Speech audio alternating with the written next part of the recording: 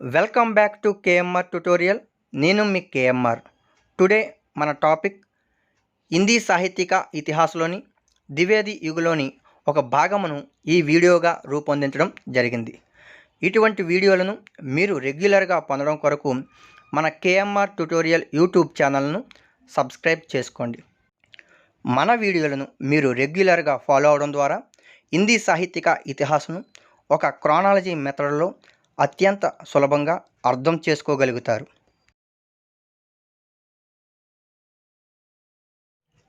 द्विवेदी युग का नामकरण आचार्य महावीर प्रसाद द्विवेदी के नाम पर किया गया. सन 1893 में श्याम सुंदर दास, राम नारायण मिश्र और शिव कुमार सिंह ने नागरी प्रचारिणी सभा काशी की स्थापना की. ఇక్కడ 1893ని గమనించినట్లయితే 1893లో కాశీ నాగరి ప్రచారిణి సభ స్థాపించడం జరిగింది.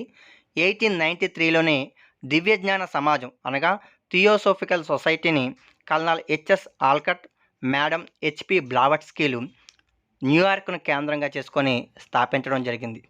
ఇదే 1893లో స్వామి వివేకానంద చికాగోలోని సర్వమత సమ్మేళన సభకు వెళ్ళడం జరిగింది. మహాత్మా గాంధీజీ కూడా భారతదేశం నుంచి దక్షిణాఫ్రికా వెళ్ళిన సంవత్సరం 1893నే. ఈ విధంగా ఇయర్స్ను ఒక క్రానాలజికల్ మెథడ్లో గుర్తుపెట్టుకుంటే చాలా ఈజీగా గుర్తుంటుంది. ఓకే, నెక్స్ట్ इंडियन प्रेस की स्थापना 1899 में हुई. नागरी प्रचारिणी सभा की प्रेरणा से इंडियन प्रेस प्रयाग द्वारा जून 1900 में सरस्वती पत्रिका का प्रकाशन आरंभ हुआ था.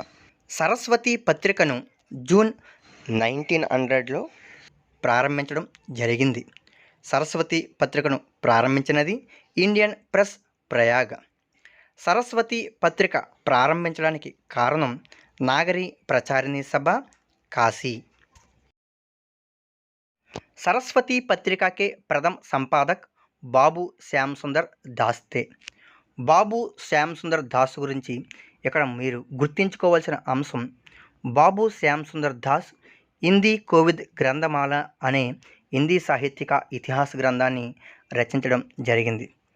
सरस्वती पत्रिका के प्रकाशन वर्ष को भारत हिंद युग की समाप्ति का सूचक माना गया है. डॉक्टर नगेंद्र ने द्विवेदी युग को जागरण सुधार काल की संज्ञा दी है. మీరు ఇక్కడ జాగ్రత్తగా గుర్తుంచుకున్నట్లయితే మనం గత క్లాస్లో డాక్టర్ నగేంద్రని భారత హింద్ యుగకో పునర్జాగరణ కాల్ కహా అని మనం చెప్పుకోవడం జరిగింది.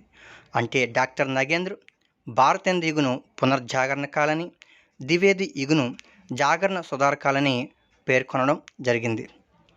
మహావీర్ ప్రసాద్ ద్వివేది 1903 ई में सरस्वती पत्रिका के संपादक बने. सरस्वती पत्रिका को 20वीं शताब्दी के आरंभिक चरण का विश्वकोश कहा गया है.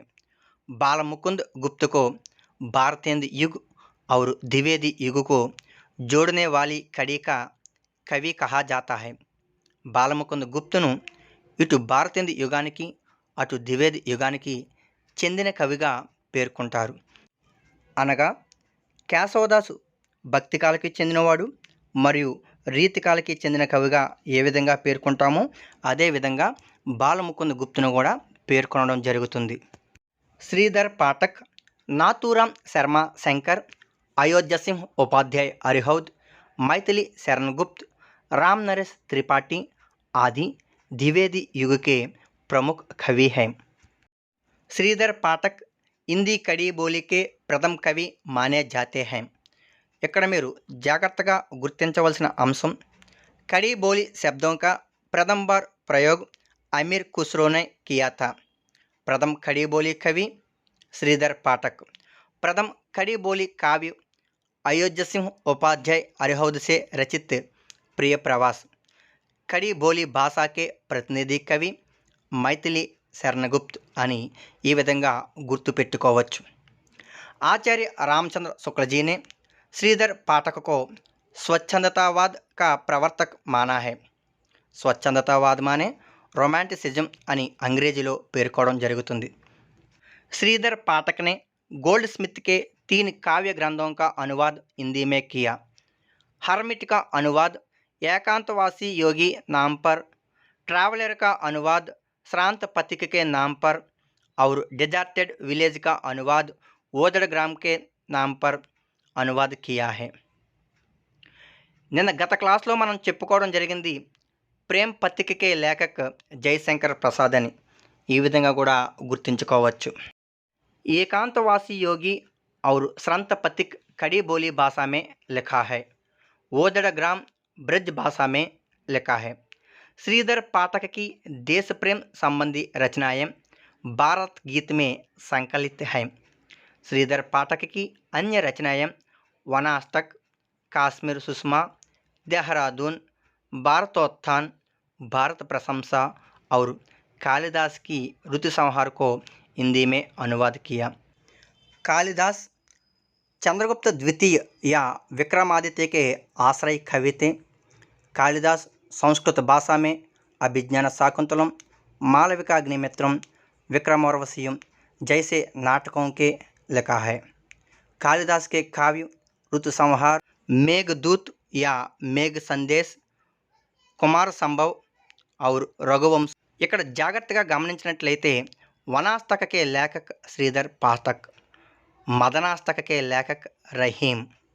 नाथूराम शर्मा शंकर। नाथूराम शर्मा शंकर की उपाधियाँ कविता कामिनी कांत, भारतेंद्र प्रज्ञेंदु, साहित्य सुधाकर। नाथूराम शर्मा शंकर की साहित्य। नाथूराम शर्मा शंकर की कविताओं का संग्रह इनके सुपुत्र पंडित हरिशंकर ने शंकर सर्वस्व नाम से किया। नाथूराम शर्मा शंकर की अन्य रचनाएं अनुराग रत्न, शंकर सरोज, गर्भरंड रहस्य।